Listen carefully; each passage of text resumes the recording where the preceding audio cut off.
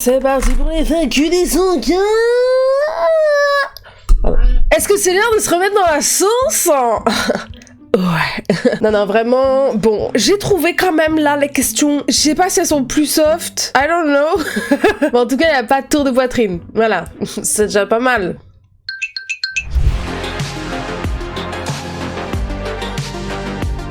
Hello les Nakama, ravi de vous retrouver pour cette FAQ spéciale pour les 100K. Let's go, on attend les 100K. Yeah. J'ai commandé mon petit trophée, il est pas encore là, je saurais peut-être pas encore où je sais pas encore où je vais le mettre, je sais pas. Mais il sera là, ou peut-être là à côté de la Tsume là. Voilà, d'abord, avant de commencer cette FAQ, je voulais vous remercier du plus profond de mon kokoro pour cet achievement, pour ce 100K, hein, voilà, ça fait, allez, on va dire un peu plus d'1 an et demi que je suis sur YouTube, et atteindre les 100K, bah ça fait trop plaisir. Voilà, il y en a qui atteignent les 100K en 6 mois, bah moi c'était 1 an et demi. Mais c'est des bons 100K, tu vois, avec une communauté, elle est là, tu vois. Et c'est vos partages, c'est votre amour, c'est tout ça qui fait qu'on est arrivé là. Bah voilà, avant de commencer la vidéo, dans les commentaires, on fait un pari. On fait un pari qu'on re-regardera dans... Allez, on se dit octobre 2023. À combien d'abonnés serais-je sur YouTube? Voilà, c'est le pari. Et celui qui sera le plus proche du nombre, eh bah, il aura un truc. Je sais pas quoi, mais il aura un truc. Voilà. Je viens de trouver l'idée, hein. Maintenant, tout de suite. Alors c'est parti pour la FAQ des 100K, c'est parti la FAQ sans tabou comme d'habitude. On doit répondre honnêtement à toutes les questions. Première question. T'es fan de Twilight? Je le prends hyper mal en fait cette question, genre c'est un problème d'être fan de Twilight? Oui. Et je vais vous le prouver tout de suite. Un problème? Oui. J'ai tout lu, j'ai adoré et j'ai tout vu plusieurs fois. Oui, j'aime bien Twilight. Question suivante. As-tu déjà été attiré par un gars plus jeune que toi et pourrais-tu l'être? La Tsunade que je suis. Ah, qui fait plus jeune que son âge.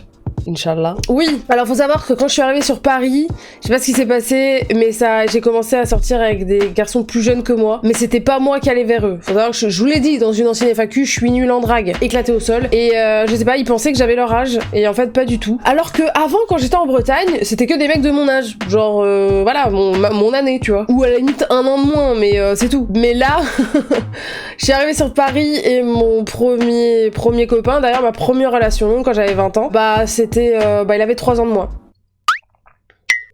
Et puis après, il y a une personne avec qui je suis restée pendant 8 ans, il avait 4 ans de moins. Et petite anecdote d'ailleurs, il faut savoir que cette personne a menti sur son âge. Ouais, parce qu'en fait, on parlait sur Facebook, pour vous dire, c'était vraiment l'ancienne. On parlait sur Facebook et il m'a dit « Ouais, t'as quel âge ?» Je fais « Bah, devine !» Et il me dit « Je sais pas, 18 ans ?» Je suis là en mode « T'es mignon !» « Non, j'en ai 22. » Il fait « Ah, bah, comme moi alors !» C'est passé comme une lettre à la poste. C'est passé tout seul. Vraiment, j'y ai cru jusqu'au bout, jusqu'à ce que je regarde sa carte vitale et que je vois l'année. Je vous avoue, j'ai eu un choc. Je me suis dit, non, c'est une blague. Dites-moi que c'est une blague, s'il vous plaît. S'il vous plaît. C'était horrible. Je vous avoue, c'était vraiment très dur à accepter au début. Finalement, je me suis dit, bon, bah, c'est qu'un nombre. Puis voilà, il y en a, ils ont 20 ans, 40 ans, 60 ans, c'est des cons. Ils seront cons toute leur vie. Donc, vaut mieux prendre quelqu'un de bien, peu importe l'âge. Bon, par contre, doucement. Je dis peu importe l'âge. Là, 4 ans d'écart, c'est pas très grave. Il aurait eu 36, j'aurais eu 40. On s'en branle. Après, bon...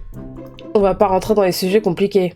Ah, ça y est, c'est la question que vous vous posez depuis si longtemps et je m'étais dit, j'y répondrai que dans une FAQ. Est-ce que ce sont tes vrais chicots? Bah non. Ça fait longtemps que je reçois des messages en mode, ouais, c'est tes vraies dents, comment tu fais pour avoir des dents aussi blanches, naninana? Ce ne sont pas mes vraies dents. Enfin, pas totalement. En gros, là, de là, jusqu'à là, et là, jusqu'à là, ce sont des facettes. Donc on taille les dents et on pose une facette sur le dessus. Là, Quand je fais ça, derrière, ce sont mes dents. Elles existent encore, elles sont pas mortes. C'est juste que l'émail a été taillé sur le dessus pour poser une facette. Pourquoi j'ai fait ça? Pour deux raisons. La première, évidente, c'est une raison esthétique. Je détestais mes dents et c'est pour ça que je ne souriais jamais. Avant, sur mes photos et tout, j'avais énormément de mal avec mes dents et je les trouvais très moches, pas jolies, mal placées, elles étaient un peu tordues et en plus elles avaient une tache jaune juste là. Et c'est pas du tout dû au tabac ou au café, je bois pas de café et quand j'ai eu ma première tache jaune, je crois que j'avais 12 ans et c'est arrivé comme ça, on ne sait pas d'où ça vient et en plus elle était sur la dentine, donc en dessous l'émail. Donc les dentistes m'avaient dit, même si tu fais un blanchiment, elle ne disparaîtra pas. Et on m'a dit, il y a que les facettes qui peuvent te mettre les dents blanches, un blanchiment dentaire ne marchera pas, c'est en mode... Et finalement ça m'a beaucoup arrangé parce que deuxième raison, j'avais un problème avec mes dents parce que ma mâchoire est toute petite et elle se chevauchait et elle me provoquait des gingivites parce qu'elle perçait la gencive et je fermais mal ma bouche parce que du coup ça commençait à se décaler. Du coup j'avais que des problèmes dentaires, tout le temps j'avais mal, des gingivites, c'était horrible. Du coup on est passé sur les facettes et je vis beaucoup mieux la chose, je vous assure, un sourire ça change tout, ça change la vie, ça change plein de choses. Du coup maintenant je souris à la vie et voilà, ça me fait trop plaisir. Voilà, vous avez enfin la réponse à mes dents. Voilà, je sens que c'était une question vraiment qui vous taraudait l'esprit depuis beaucoup trop longtemps. Faut savoir que je l'ai fait chez un chirurgien dentiste dans le 13e et ça coûte environ pour toutes les dents, hein, parce que c'est le haut et le bas, ça coûte à peu près 6 000 €. Combien? Oui, c'est pas rien, mais c'est à vie. Donc, en vrai, c'est un investissement plutôt agréable. Et c'est pas remboursé par la sécurité sociale ni par votre mutuelle. Donc, vraiment, faut être sûr de vous. C'est de la chirurgie esthétique en soi. Fais la moitié de tes cheveux verts pendant 2 semaines. Zoro, si tu as 20K de likes. On peut lancer le défi, mais sachez que... déjà, d'une, c'est pas une question, donc ça marche pas. C'est une FAQ, c'est pas un défi, déjà d'une. Et de deux, faut savoir que ce défi est déjà lancé sur Twitch. Oui, c'est le sub goal de ce mois-ci. Si on atteint les 400 subs, je suis obligée de me faire une couleur de votre choix sur le côté, et je sens que le vert est déjà bien choisi par la commu. Voilà, et tu as le lien en description sur le live Twitch, voilà. Donc, tu sais ce qu'il te reste à faire. Mais après, on peut rajouter aussi les 20K de likes. On peut faire ça aussi. Mais 20K de likes, les gars, ça veut dire qu'elle est au moins à 200 000 vues. À peu près. Et ça ne dépend que de vous. Putain, un côté Zoro, un côté Itachi, c'est pas mal. Ah ouais, ah ouais. Je le savais. C'est la suite logique de la dernière FAQ. Voilà. Est-ce que j'ai un copain? Est-ce que je suis en couple? Je vais pas rentrer dans les détails, je vais pas vous dire qui, parce que vous m'avez pas posé la question.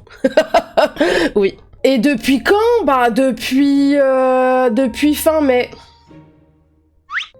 Est-ce que t'as déjà eu... Est-ce que t'as déjà eu un rapport avec un youtubeur français connu?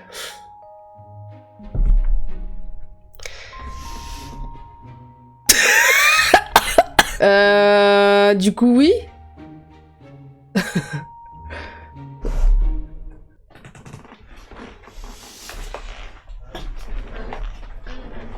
Au revoir. Se foutre dans la merde avec ce genre de questions. Eh bien, Sophia, on va y arriver comme ça. Mets-toi en soutif, s'il te plaît.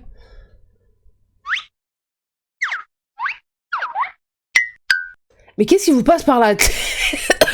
À quel moment, vraiment, c'est toujours une question que je me pose, que ce soit quand je reçois des DM, que je reçois des dick pics, je me demande toujours à quel moment les mecs se disent « Ah vas-y, je lui envoie ma bite, je lui demande de se mettre toute nue et de m'envoyer un nude. C'est sûr, elle va dire oui, hein, franchement, j'ai mes chances. » Ouais, mais c'est bien, franchement, l'espoir fait vivre. Mais laissez-moi tranquille. Nami ou Robin?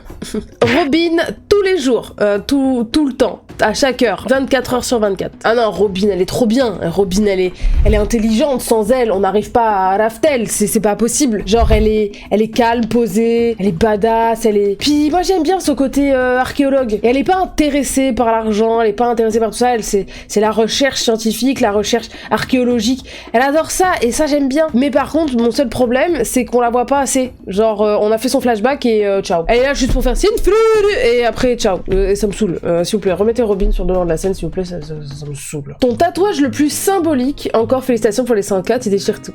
Merci. Mon tatouage le plus symbolique, c'est tout simplement mon tout premier tatouage. Et asseyez-vous, sortez les mouchoirs. C'est parti pour une histoire hyper triste. Alors, il s'agit de celui-ci. Je sais pas si vous allez voir, mais en gros, dessus, il y a marqué « Don't cry, mom, I'm here with you », qui veut dire, en français, « Ne pleure pas, maman, je suis là avec toi ». Cette phrase, je l'ai écrite, non seulement pour ma mère, et je l'ai fait du côté gauche, donc du côté du cœur, et du côté où j'ai mon dragon. Voilà, parce que ma mère est de signe dragon, donc tout ce bras-là, c'est un petit peu pour ma mère. Et c'est le tout premier que j'ai fait, j'avais 22 ans. Et cette phrase, ma mère m'a raconté, en fait, c'est ce que je lui ai dit quand j'avais 4 ans et demi, presque 5 ans. Après la mort de ma grand-mère, ma mère et moi on habitait toutes seules dans le sud et elle a pas su comment me l'expliquer ni comment me le dire parce qu'elle-même traversait un moment de dépression et de deuil très profond. Perdre sa mère, je pense c'est jamais simple, et j'étais très proche de mes grands-parents du côté de ma mère. Je passais énormément de temps avec eux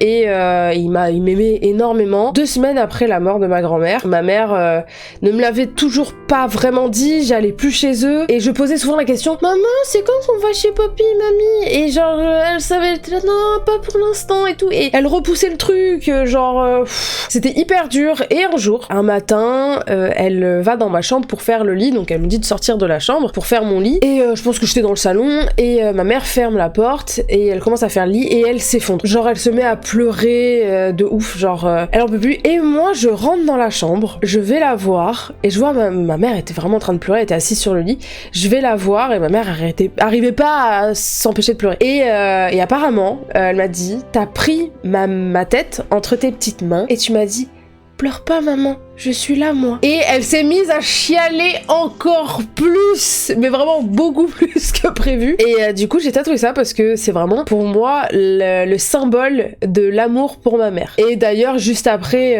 ma mère finalement m'a expliqué pour ma grand-mère. J'ai pleuré, mais j'ai compris en fait à ce moment-là qu'il y avait un truc qui allait pas. Elle m'avait dit que elle sentait que j'avais compris, et elle sentait que je voulais pas trop lui poser de questions. Et elle m'a dit vraiment que j'avais été très douce et très compréhensive à ce moment-là. Et c'est un moment hyper fort entre ma mère et moi. Il faut savoir que ma mère et moi, on a toujours été très très soudés à travers toutes les épreuves qu'on a vécues ensemble, et ma mère est tout pour moi, c'est ma vie, vraiment, c'est mon être suprême. Et du coup, j'ai voulu faire le premier tatouage pour ma mère, en symbole de mon amour pour elle. Et d'ailleurs, là, il y a 2 jours, quelqu'un m'a envoyé une story, c'est une amie d'enfance, et elle a mis en story une photo de nous, quand on était en maternelle, à cette époque, et on voit mon visage dans cette photo, c'était juste après la mort de ma grand-mère, et on voit vraiment... il y a aucun... genre c'est la dépression au visage, ça m'a fait trop bizarre de me revoir comme ça, et c'était le visage de la petite fille que j'étais qui venait d'apprendre la mort de ma grand-mère. C'est pas du tout drôle cette histoire. Genre vraiment pas. Mais voilà, vous vouliez un tatouage symbolique, bah je suis désolée, mais moi quand je me tatoue des choses, il y a forcément une histoire derrière, il y a une symbolique, il y a une émotion, il y a une histoire, et voilà, vous l'avez eu. J'espère que je vous ai pas trop fait pleurer, ou alors... non, en fait, j'espère que vous avez la larme au coin de l'œil, c'est important. Oui, moi j'aime bien les émotions fortes. Si t'étais né garçon, est-ce que ta mère t'a déjà dit comment elle t'aurait appelé? Attendez, on va appeler ma mère, je pense qu'elle travaille, elle va me défoncer. On va appeler ma mère, j'espère qu'elle va répondre. S'il te plaît, réponds. S'il te plaît. Coucou maman. Coucou. Ça va? Tu travailles pas? Non, je suis en grève aujourd'hui. Je suis allée manifester ce matin. T'allais manifester ce matin? Tu sais que là en fait je suis en train de tourner une vidéo YouTube, donc ça va passer dans la vidéo, c'est trop bien. Pourquoi? En fait, je fais ma vidéo tu sais, la FAQ, là, la foire aux questions pour les 5000 abonnés. Et on m'a posé une question. On m'a demandé si j'étais né garçon, comment tu m'aurais appelé? Waouh! Pas envisagé ça. T'avais pas réfléchi à un prénom de garçon? Pas vraiment, non, parce que j'étais sûre que c'était une fille. Ah, bon. T'as jamais pensé à jouer au jeu d'argent, non? Parce que, enfin... Au jeu de quoi? Au jeu d'argent, je sais pas. Bah non, j'ai jamais de chance au jeu d'argent. Ah bon, bah juste pour trouver sa fille, bah c'est bon. Mais du coup, si j'avais été un garçon, tu m'aurais appelé comment? Waouh, bonne question. Donne-moi un prénom stylé, s'il te plaît. Non, je sais pas, un prénom court. Peut-être Paul. Je vais faire caca chez Paul. Ouais, c'était Adam. Paul ou Adam? Ouais. Ah ouais? Y'avait pas Léo dans cette histoire? Léo? Ouais. Oh non, c'était pas la mode à l'époque, les Léo. Ah, à l'époque, donc tu m'aurais appelé Paul ou Adam. Ouais. Oh là là. Monsieur Paul. Je vais renommer ma chaîne YouTube Monsieur Paul. Monsieur Paul.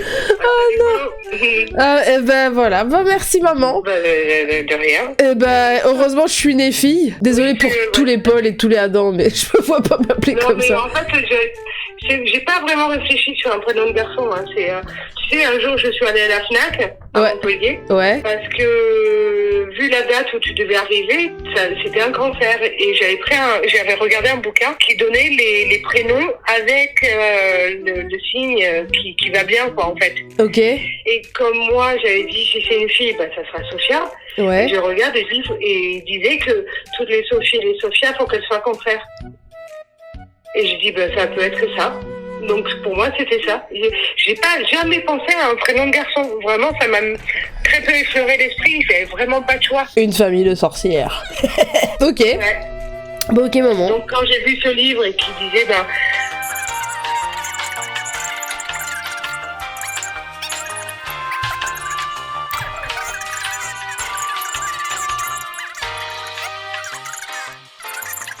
d'accord. Bisous maman. Bisous. Eh ben voilà. Adam ou Paul. Ah c'est non. Ah non. Non. Ma pire gueule de bois. J'espère que vous êtes prêts pour cette histoire parce que elle est atroce. Faut savoir que j'avais 16 ans.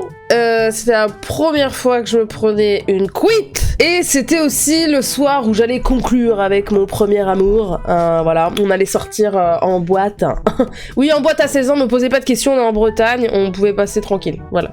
À cette époque-là, j'habitais dans les HLM de Saint-Quay-Portrieux en Bretagne. Et j'avais un pote qui du coup avait aménagé sa cave avec un petit canapé, tout machin. Donc il m'a dit, on va se faire un before avec tout le monde, machin. Donc on était 5 pélos dedans. Et on va boire. Voilà. Il faut savoir que cette journée-là, j'avais pas mangé. J'avais très peu mangé. Erreur fatale, vraiment erreur de débutant classique. J'étais stressée parce que j'allais voir mon gars avec une grande timide. Donc j'étais en mode, oh mon dieu, ah voilà. Donc qu'est-ce que je fais? Je vois de l'alcool, je me dis, ça va me donner du courage. Et en plus, c'était une bouteille de Label 5. Donc le pire whisky de l'univers. Et donc c'était du whisky coca qu'on allait boire. Ne faites pas ça, c'est vraiment dégueu. Quoi? Qu'est-ce que tu viens de dire? C'est vraiment la pire boisson de l'univers. Quoi? Et j'ai bu 5 verres avec un dosage monstrueux, donc pour vous la faire courte, le verre il est comme ça, j'ai mis ça de whisky, ça de coca. Voilà, je sais pas ce qui m'a pris. Et je les buvais comme ça. Je les ai bu en 20 minutes les 5 verres. Je suis sortie de cette cave, je n'étais plus la même personne. Je titubais, je me souviens à peine être arrivée devant la boîte. Faut savoir que j'ai beaucoup de trous noirs de cette soirée. Les rares moments où je me souviens de ce qui se passait, c'est justement après, on est dans la boîte, ils avaient pris une petite table avec à boire et tout, dans la boîte qui s'appelle L'Étrier à Saint-Quay-Portrieux. Très, très connue cette petite boîte, il y a beaucoup de choses sombres qui se passent dedans. Et du coup, il y avait donc mon premier love, qui s'appelait Ludo, à ma droite. Et en fait, j'étais morte, vraiment, j'étais dans un état critique. Et ils m'ont laissé avec la tête en arrière comme ça, posée sur le divan. Et j'ai eu envie de vomir d'un coup. Sauf que moi, je ne sais pas ce qui m'arrive. Donc, je suis à moitié en train de dormir et et je dégueule sur les chaussures de Ludo. Donc ouais, j'ai vomi sur ces requins TN. Et tout le monde était en Wouah! Et moi, en fait, je me suis rendu compte du truc, j'étais en mode oh, pardon et tout. Et j'étais vraiment dans le mal total. Faut savoir que la boîte, il y a des canapés qui sont un peu en demi-lune, comme ça, qui s'alignent. Et après, il y a une autre salle et c'est pareil. Et en fait, ils m'ont mis sur chaque canapé et à chaque fois, je vomissais sur chaque canapé. Jusqu'au 4e canapé où à un moment, de nouveau, émergence du trou noir. Je me souviens que j'étais posée comme ça, j'étais dans le mal. Et là, il y a un pote à moi qui s'appelle Anthony, qui était dans le même lycée que moi et qui fait bah alors Sophia, bah alors on va pas bien. Moi j'étais là en mode et du coup je sais plus qui m'emmène aux toilettes. De nouveau émergence du trou noir, je suis allongée à côté de la cuvette, je me relève, je suis en mode et je crois que j'ai plus vraiment envie de vomir, mais genre je suis dans le mal, la tête tourne, c'est horrible, j'ai mal au bide et je me souviens juste m'être relevée pour voir ma gueule dans le miroir et il y a du PQ accroché à mes cheveux, mon mascara a coulé, je ne ressemblais absolument à rien. Et c'était des potes de l'époque, des potes meufs, parce que les mecs m'avaient un peu lâché, qui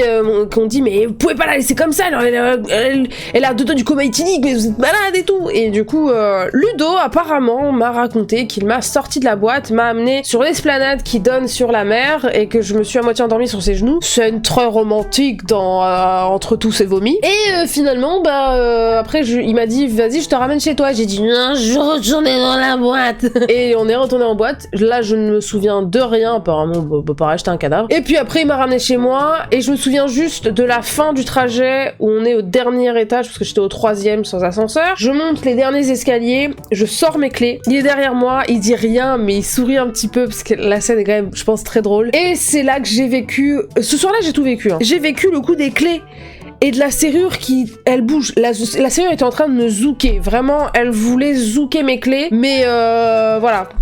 Mais j'arrivais pas à conclure, quoi. Je l'ai regardé, je me suis retournée, ça a donné ça. J'arrive pas à ouvrir, tu peux ouvrir la porte, s'il te plaît. Il a rigolé, il a pris mes clés, il a ouvert. Je suis rentrée chez moi, j'ai juste passé la porte comme ça, et j'ai écrasé la porte, j'ai regardé, désolé encore. Hein. Et j'ai fermé la porte.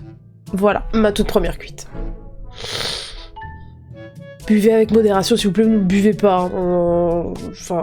Voilà. Ne faites pas comme moi. Ne faites pas ça. Ne vous donnez pas du courage avec ça, s'il vous plaît. On est Tsunade ou on n'est pas Tsunade? Dernière question, un petit peu plus solennelle. Cette fois-ci, on m'a posé pas mal de fois la question sur le rôle de la femme dans les mangas, sur comment je gérais les critiques, les commentaires négatifs et tout machin, naninana. Également, même question, je vais tout mettre dans le lot. Hein. Coucou, ce n'est pas trop compliqué d'être une influenceuse féminine dans le monde du manga. Eh ben, je vais vous dire, parce que j'ai eu beaucoup de fois la réflexion, c'est trop simple, c'est trop facile de percer quand t'es une femme sur les réseaux. Eh bien, je vous dirais que c'est complètement faux. Alors, percer, oui. Avoir des abonnés, oui. Avoir une crédibilité et rester dans le game et être prise au sérieux... Non, vraiment pas. Partez du principe que quand vous êtes une femme et qu'en plus vous êtes dans le milieu manga ou gaming, vous avez une crédibilité négative. Vraiment. C'est pas du tout simple. Vous avez pu le voir sur Twitter dès que je poste un truc où je donne un peu mon avis. D'autres personnes sur Twitter le feraient. Ce sont des mecs, et je l'ai vu moi-même. Hein. Ils peuvent avoir des avis un petit peu plus virulents. On va pas leur répondre de manière aussi hardcore qu'à moi. On va pas leur dire retourne montrer ta bite sur TikTok. Non, on va pas lui dire ça. Enfin, non. Non, moi on va me dire retourne montrer tes seins, tu vois. C'est pas... Putain, j'avais ça qui apparaissait dans toute la vidéo, putain. Bref, c'est pas du tout simple d'être une femme dans le milieu manga, on est très peu et c'est pas facile de s'en sortir et d'avoir une voix dans ce milieu-là. Je pense aussi que ma personnalité est un peu forte et le fait que je m'exprime entre guillemets comme un homme, on me l'a souvent dit, genre que je suis un peu un garçon manqué, naninana, bah ça... C'est peut-être ça qui passe un peu plus. Je suis pas trop cute, kawaii, tout ça machin, donc peut-être que auprès de la gente masculine, ils se disent c'est pour ça qu'elle aime bien les seinen et les shonen, je sais pas, parce qu'en fait je suis un peu un mec, tu vois. Je suis fatiguée là. Et au-delà de ça, j'ai des bâtons dans les roues sur tous les plans. C'est-à-dire que sur les réseaux sociaux, encore sur YouTube, TikTok, maintenant j'ai une grosse communauté, en vrai, on me lâche la veste. Vous êtes même là des fois à me défendre, alors que du coup j'ai rien besoin de faire. Sachant que je ne réponds plus vraiment aux haters. Mais sur Twitter, ça reste encore assez compliqué. Dès que j'émets un avis... Voilà quoi. Mais après c'est Twitter. Mais n'empêche que ça reflète un petit peu une misogynie et un côté très macho dans ce milieu-là. Et voilà, le fait que je ne sois pas crédible. Exemple, la vidéo de rediffusion du live Berserk à Japan Expo avec Glénat, j'ai eu peur d'aller la voir. Tout simplement parce que même si c'était un an après mon tout premier passage qui a pas été top au niveau des commentaires parce que j'étais avec Benzai, avec le chef otaku, avec Urban et avec Nono, donc j'étais la seule meuf et qu'apparemment je parlais trop. Bah oui, pourquoi une femme s'exprimerait, c'est vrai, laisse parler les goats. C'est un peu ce que j'ai lu. J'ai eu peur quand même d'aller voir, même si j'avais une certaine notoriété à ce moment-là, la deuxième diffusion qui était un an après et voir les commentaires sur YouTube. Ça a pas été la même chose. Faut savoir que j'étais avec le chef otaku et avec Lloyd, donc un expert SF, et c'était en mode oh il y a le chef, le super expert et la fangirl Berserk. Je suis stigmatisée en fangirl dans un milieu en plus comme Berserk ou les seinen, des mangas des fois qui sont très en mode ouais c'est pour les garçons, elles comprennent rien et de toute façon elles sont là que pour les beaux gosses, naninana. C'est ça le problème dans ce milieu là, c'est qu'on pense qu'on aime les mangas par hype, par mode ou parce qu'il y a des beaux gosses dedans. Et malgré ça, je roule sur ces gens-là, je m'en fous parce que finalement, qui est sur le plateau, on entend parler, c'est lui ou c'est moi? C'est moi, donc ferme ta gueule. Et au-delà de ça, le souci, c'est aussi les gens avec qui je travaille. Malheureusement, le fait que j'essaye de mettre en avant une personnalité un peu plus forte, des fois je dis des gros mots, je suis vulgaire des fois, ça fait partie de moi, et ben vu que je suis une femme, ça ne plaît pas. Donc en fait, j'ai le cul entre deux chaises, entre m'imposer en tant que femme un peu, tu vois, un peu garçon manqué, comme ça plaît à tout le monde, et le fait de pas être assez féminine et d'être trop vulgaire, malgré que certains hommes le soient et ça ne pose pas problème. Mais moi, voilà, j'ai un décolleté, je dis des gros mots, ah bah ça passe pas, bah non, les femmes ça parle pas comme ça, tu comprends. Donc en fait, je suis un peu saoulée de tout ça, mais je continue, j'essaye de trouver le juste milieu dans tout ça et d'emmerder le monde et d'atteindre un jour un level tellement haut qu'on viendra me lécher le derrière. Désolée pour l'expression, je sais ça va pas plaire. Mais un jour, on se dira, bah, elle a de la notoriété, elle a une crédibilité, elle est comme ça, on pourra pas la changer, et elle fait du bon taf. Et on va pas la transformer en ce qu'on veut parce qu'on est complètement arriéré et misogyne et qu'on est dabirl et qu'on sait pas ce que vraiment les jeunes aiment, hein, tout ça machin. Enfin bref, c'est un peu un petit coup de gueule pour la fin de cette FAQ, mais je ne changerai pas. Je veux bien rester politiquement correcte, je pense que je le suis déjà, mais je ne changerai pas. Je suis comme ça et je pense que les gens m'aiment comme ça et je pense m'exprimer de manière totalement correcte. Et c'est pas parce que je balance un fils de flûte ou un putain à chaque virgule que ça y est, c'est la fin des temps, voilà, bref. Et oui, le milieu manga pour les femmes, c'est pas facile. Clairement pas easy, et juste pour terminer, dites-vous bien que les top streamers, youtubeurs actuellement en France, est-ce que ce sont des femmes dans notre milieu ? Non. Est-ce que ça répond à votre question sur le fait que être une femme c'est plus facile? Je pense que oui. Sur ce les amis, cette FAQ se termine ici, j'espère que vous avez apprécié. On fera je pense une prochaine FAQ aux 200K ou 300K, je sais pas, ça dépendra, mais je ferai pas de FAQ tous les 10K ou tous les 50K, on va pas non plus faire ça. Faut qu'on renouvelle les questions un petit peu, vous voyez. En tout cas, encore un grand merci pour les 100K, c'est grâce à vous. N'oubliez pas du coup de vous abonner si ce n'est pas encore fait, de mettre un pouce bleu et de commenter la vidéo et de la partager sur vos réseaux sociaux et de me rejoindre sur tous mes réseaux et également Twitch si tu veux voir ma tête en moitié Zoro, moitié Itachi. Voilà. Et sur ce, bye bye les Nakamas.